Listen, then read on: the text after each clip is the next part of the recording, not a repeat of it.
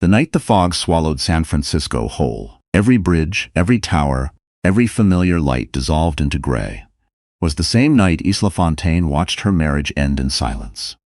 She stood in the conference room of Hargrove Design Group on the 44th floor, the city invisible through the floor-to-ceiling glass behind her. No bay, no bridge, no horizon, just nothing. Exactly like the expression on her husband's face. Colton Hargrove didn't look angry. He didn't look guilty. He slid the divorce papers across the marble table with the same detached efficiency he used to approve construction bids, and he said, "Sign them tonight. My attorney needs them filed by morning." She hadn't eaten since noon. She'd spent the afternoon in a doctor's office, hands trembling under a paper gown, while an ultrasound technician moved a wand across her abdomen in careful silence. The news had been unexpected. Terrifying. She was pregnant. She hadn't told Colton yet. Now, looking at the papers fanned neatly in front of her, the signature lines already flagged with yellow stickers, she understood she wasn't going to. "You're not even going to look at me," she said. Colton checked his phone. "I've looked at you for 6 years. I think that's enough." He wasn't cruel the way people expected cruelty. He didn't raise his voice. He didn't break things. His particular brand of cruelty was quieter, more precise. The way a surgeon makes an incision, cleanly, without hesitation, without caring what happens after. She picked up the pen. Her hand didn't shake. That surprised her. Outside, the fog pressed against the glass like it was listening. She thought about the first design she ever sold, a sketch she'd done on a paper bag at 17, in a group home in Oakland, of a building that curved like a wave breaking against the sky. She had given that dream to Colton willingly, folded it into their marriage, like a gift she didn't know she was giving away. For 6 years, she had designed every major project Hargrove Design Group delivered. She had worked through 2 miscarriages, through the silence that followed each one, through a husband who told her, every single time, that she was too emotional to be taken seriously in a room full of investors. She signed. Colton took the papers without looking up. "You can keep the apartment through the end of the month. I'm being generous." She walked out through the empty lobby where her own renderings hung on the wall. 12 of them, framed in brushed steel, not one bearing her name, and into the elevator. She made it to the parking structure before her legs gave out. She sat on the concrete floor with her back against a support pillar, one hand pressed flat against her stomach, and just breathed.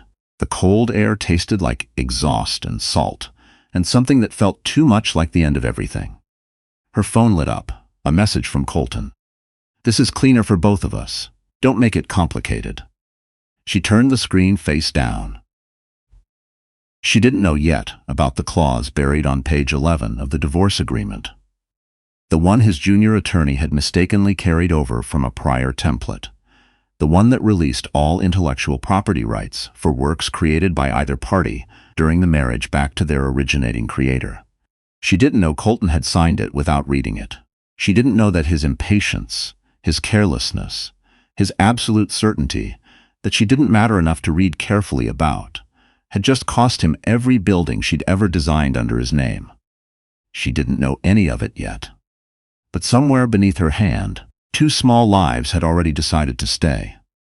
Boston in October was nothing like San Francisco. It didn't seduce you. It just existed. Loud and unapologetic, all brick and bare branches, and wind off the harbor that cut straight through whatever you were wearing. Isla found an apartment in Jamaica Plain, 3rd floor, 1 bedroom, a radiator that knocked all night like something trying to get in, and she told herself that starting over didn't have to be beautiful. It just had to be real. She worked remotely as a freelance design consultant. Small jobs. A hospital renovation in Providence. A school library in Worcester. Work that paid enough and asked nothing of her name. Nobody in Boston knew she was the woman behind Hargrove Group's portfolio. Nobody knew she'd spent 6 years being told her instincts were wrong, her ideas too risky, her ambition embarrassing for a CEO's wife. She had believed it, the way you believe anything said to you often enough and quietly enough in the dark. The pregnancy made everything harder and stranger, and somehow more bearable. She was afraid constantly, afraid of losing the babies the way she'd lost the others, afraid of doing this without a partner, afraid of what it meant to bring children into a life that was still just a pile of pieces. But the fear was clean, at least. It was honest. It asked her to be present in a way she hadn't been in years. She met Roman Leclerc on a Tuesday in November, outside a coffee shop on Center Street, in the specific chaos that happens when two people reach for the same door handle in the rain. He laughed. She didn't. At first, she was too tired, too wet, too pregnant for spontaneous joy. But he held the door open and said, without any expectation, "After you. You look like you need the coffee more than I do." And something about the plainness of that kindness made her throat go tight. She learned his name because she spilled her latte on his newspaper 20 minutes later and had to apologize twice. He was reading about a commercial real estate project in London that had stalled over a zoning dispute, and she found herself involuntarily pointing out the structural flaw in the rendering on page 6. He looked at her the way people look at someone who has just said something they didn't know they needed to hear. "You're an architect," he said. "I used to think so," she said. He didn't press it. He asked if he could buy her another latte, and she said yes. Roman Leclerc was not the kind of man who announced himself. He ran a private real estate development firm with offices in Boston, London, and Singapore. The kind of firm that built things meant to last rather than things meant to impress. And he did it with a quietness that made you forget, sometimes, how significant he actually was. He started showing up in Isla's life, the way good things sometimes do, incrementally, without drama. A text when a coffee shop she'd mentioned was closing. A recommendation for an OB when she finally told him about the pregnancy. Soup from the Portuguese place 3 blocks away on a Wednesday evening, delivered without announcement, consumed in the kind of comfortable silence she had not known in years. She hadn't told him who she was before she left San Francisco. She hadn't told him about Hargrove Group or the buildings or Colton. She was just Isla to him, and Isla was enough. Then came the morning she woke up to her name quietly trending on every architecture platform she followed. The Meridian Center for the Arts had been Isla's idea from the beginning. She'd conceived the design during her 3rd year of marriage, a building in downtown Denver that curved open at the top like cupped hands holding light, a structure that made visitors feel both sheltered and freed at once. She had presented it to Colton over dinner. Sketches spread across the kitchen table, voice low, with the excitement she could never quite contain when something was working. He had listened, nodded slowly, and said, "I'll bring it to the board." He brought it to the board as his own idea. The Meridian Center had opened 6 months ago. It had just won the National Design Achievement Award, the most prestigious architectural prize in the country, accompanied by a $2 million commission for the firm's next major project. Colton's acceptance speech was being replayed on every design industry site. Isla sat at her kitchen table in Jamaica Plain at 7 in the morning, both hands wrapped around a mug she wasn't drinking from, and watched him thank the board, thank his team, thank the city of Denver, and dedicate the award to "a vision that has always been mine." She didn't cry. She was past crying about Colton. But something inside her went very still and very sharp, the way a blade does just before it cuts. Roman knocked on her door an hour later. He stopped when he saw her face. "What happened?" he asked. She told him. All of it, for the first time. The years of work, the designs that bore his name, the miscarriages, the silence, the divorce. The twins. She said twins this time, because the ultrasound 2 weeks ago had shown 2 heartbeats, 2 small stubborn hearts refusing to be anything other than alive. Roman listened without interrupting. When she finished, he was quiet for a long moment. Then, "You're not going to lose this, not again." She wasn't sure what he meant. She wasn't sure she had the strength to find out. She didn't have to wait long. Marlene Cross called on a gray Thursday, 8 months after the divorce.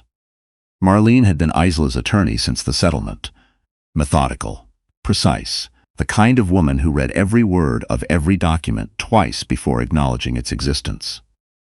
She had been reviewing the final agreement for a separate matter when she found it. "Isla," she said, and something in her voice made the room tilt. "I need you to listen carefully." The clause was on page 11, buried between boilerplate language about asset division and retirement accounts. In the rush of the proceedings, Colton's attorney had carried the language forward from a prior template involving a co-authored patent dispute. The wording was unambiguous. The signature was Colton's. The notarization was dated. All intellectual property created by either party during the marriage reverted to its originating creator upon dissolution. Every design Isla had produced during their 6 years together, including the Meridian Center, was legally hers. She sat with the phone against her ear and didn't speak for a long time. "Colton doesn't know yet," Marlene said, "but when he finds out, he'll fight it," Isla said. "He'll try," Marlene said, "and he'll lose. The signature is real, the clause is enforceable, and I have 6 years of your original design files with time-stamped metadata. There isn't a judge in this country who will rule against it." A pause. "There's one more thing." Marlene hesitated. She almost never hesitated. The parental rights clause was in the same document, also signed. The language states that in the event of any child conceived during the marriage, the filing party waives all claim to custody, visitation, and financial decision-making authority. She exhaled slowly. "Colton filed first. His signature is on that clause, too." Isla pressed her hand against her abdomen. The babies shifted as if they understood. "He can't touch them," Marlene said softly. "Not legally, not ever." She was 36 weeks along when the contractions started. Roman drove. He had memorized the route to Massachusetts General weeks ago, without telling her, the way he did most things. Quietly, practically, without asking to be thanked for it. She gripped the door handle through 2 contractions on Huntington Avenue and tried to remember to breathe. The twins arrived on a cold December morning, 3 weeks early, small and furious and absolutely real. A girl first, then a boy. Both of them cried immediately, which the nurses said was a very good sign, and Isla laughed through her own crying in a way she hadn't laughed in years, broken open and flooded with something too enormous to contain. Roman was there for all of it. He held her hand through the hardest hours, and when the nurses placed the babies against her chest, he stood beside the bed and looked at them with an expression so unguarded it startled her. Not the face of a man performing tenderness, but the face of a man who had just understood something irreversible about the world. "They're incredible," he said quietly. "They are," she said. She didn't know yet that Colton had landed at Logan Airport 40 minutes earlier. He had found out through a photograph, a blurry image posted to a local neighborhood group showing Roman carrying Isla's hospital bag through the MGH entrance. Someone recognized Roman from a Boston magazine feature. Within hours, the image had been picked up by a celebrity gossip site. By the time a second source connected Isla to Hargrove Design Group, Colton's phone was ringing from every direction at once. He arrived at the hospital with the certainty of a man who still believed his presence was a form of power. Roman met him in the corridor outside the maternity ward. Colton didn't waste time. "I want to see her." "No," Roman said. "Simply that. Not with heat, not with performance. Just know the way you close a door." Colton's jaw tightened. "Those babies could be mine." "They are hers," Roman said. "That's all that matters right now." Colton stepped forward. Roman didn't move. There was something in his stillness, not aggression, but absolute certainty, that stopped Colton where he stood. Roman reached into his coat and produced an envelope. He held it out without comment. Colton took it. "Read the first paragraph. Read it again." The color left his face in stages like a tide going out. "This isn't." He started. "It's your signature," Roman said, "on a clause you didn't read. The same way you didn't read the IP waiver on page 11. A beat. Your attorney should have caught both. He didn't. That's your problem to manage." Colton looked up. Something behind his eyes had fractured, not the cold control Isla knew, but something rawer underneath. "She can't keep me from my own children." "She already has," Roman said. "You did that yourself. You signed it away the day you rushed her into a settlement because you were careless, and you never once considered that the woman you were discarding might matter." He stepped back. "Leave. If you come back here, I will have you removed and I will make certain your board sees the footage." For a long moment, Colton didn't move. He stared at the document in his hands, then at the door behind Roman, then at nothing in particular. The architecture of his certainty came down visibly quietly, piece by piece. He left. The press conference was not something Isla planned. It was something Marlene organized with her characteristic precision and presented the following week. The Meridian Award Committee has been notified of the IP situation, Marlene said. They've placed the commission on hold pending review. They want to hear directly from you. Isla looked at her daughter sleeping against her shoulder.